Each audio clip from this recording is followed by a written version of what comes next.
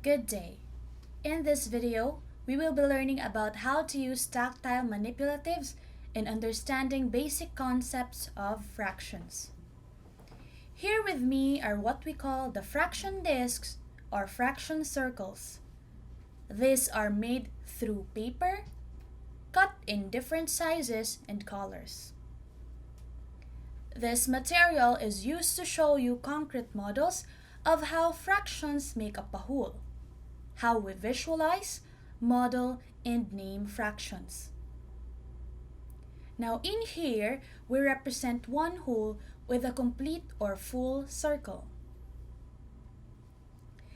This circle in yellow color shows halves, as one whole is divided into half or two equal parts. The next one, which is the blue colored, the next one shows thirds, a whole equally divided into three equal parts.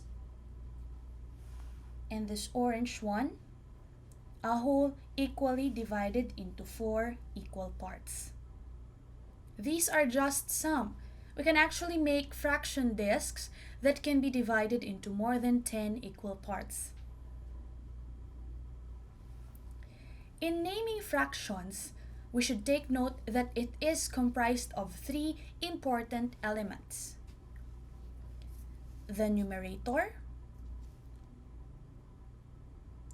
the denominator, and the fraction bar.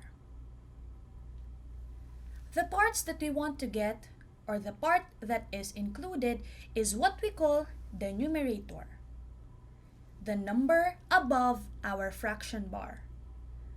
On the other hand, the denominator, the number below the fraction bar, tells us how many times the whole is divided into equal parts. Now, we try to visualize through modeling the concept of fractions. First example, what if I take 1 from a whole divided into two equal parts?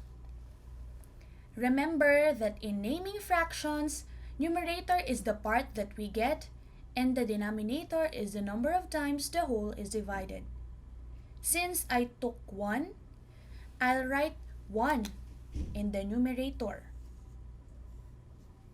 And since this whole is divided into two parts, I'll write 2 in the denominator.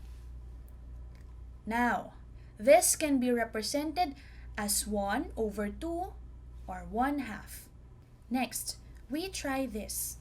What if I take 2 from the whole equally divided into three parts? How should we represent this in fractions? I'll take 2. Now, if I took 2, I will write 2 in my numerator. The whole is divided in 3, so I write 3 in the denominator. So, the white part can be represented as 2/3 or 2 over 3 in fractions. Third example, we have a whole equally divided into 4 parts. What if I take 3?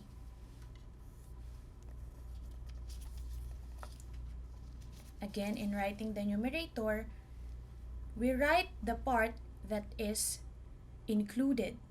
So, the white part here, since I took 3, I will write 3 in the numerator. And since this is equally divided into 4 parts, I will write 4 in my denominator. Now, the white part here can be represented as 3 over 4 or 3/4 in fraction. In the same case, we can see and conclude that it takes 2 halves to make a whole, 3/3 to make a whole, 4/4 to make a whole. And that's it. I hope you have visualized and learned how to write and name fractions. Thank you, and I'll see you on the next video.